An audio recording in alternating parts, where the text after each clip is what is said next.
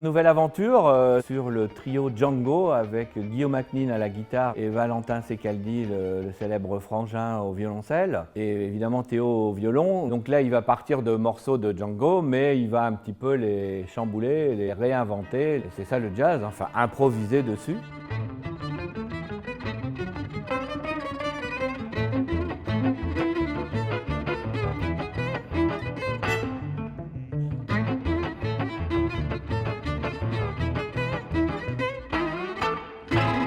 J'ai créé ce groupe en 2010. C'est vraiment le groupe qui m'a fait me poser des questions de comment j'avais envie de me présenter en tant que musicien, c'est-à-dire avec mon bagage à la fois classique, à la fois jazz, à la fois ouvert sur d'autres musiques. Et c'est un trio qui met les cordes à l'honneur, puisque voilà, la formation est violon, violoncelle et guitare.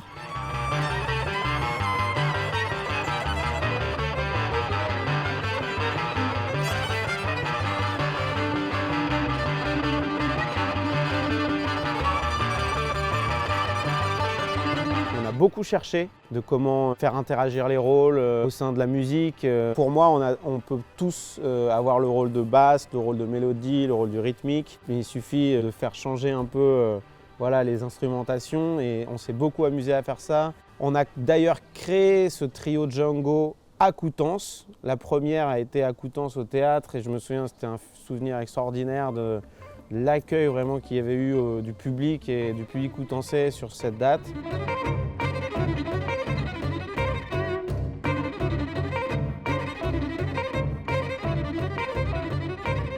Là, ça va jouer plusieurs fois dans le festival, ça a même été créé avant qu'il soit résident à Coutances, et puis on va le retrouver dans le cadre des Jazz Export Days une fois, et puis une autre fois à Jardin en Seine, dans le jardin public de Coutances, l'été. C'est un projet qui aura joué 3 fois à Coutances. Un beau projet où effectivement l'amateur de Django se trouve un petit peu déstabilisé, mais trouve aussi que voilà, c'est un traitement assez singulier. Et puis l'amateur de jazz, comme moi, il adore ça parce que c'est un peu du Django, mais c'est un peu du Django d'aujourd'hui et c'est aussi ce qu'on défend à Coutances.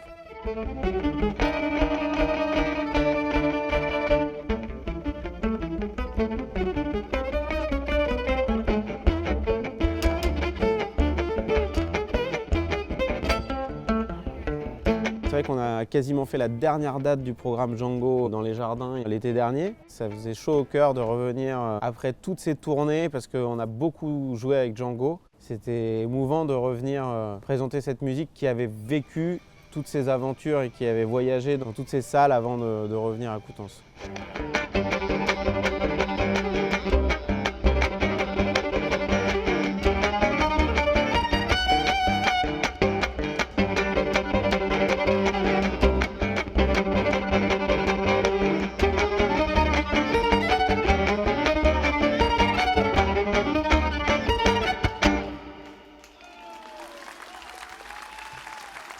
Un running blague que je fais à chaque fois qui dit qu'en fait il y a une erreur sur la communication sur le programme. J'ai entendu parler d'un hommage à Django Reinhardt, mais en fait pas du tout, parce que pour nous, notre Django, c'était le Labrador de Guillaume McNean, le guitariste qui nous a quittés, et du coup nous lui rendons hommage. Il faut savoir qu'il était extrêmement fan de Igor Stravinsky et d'Elvis Presley.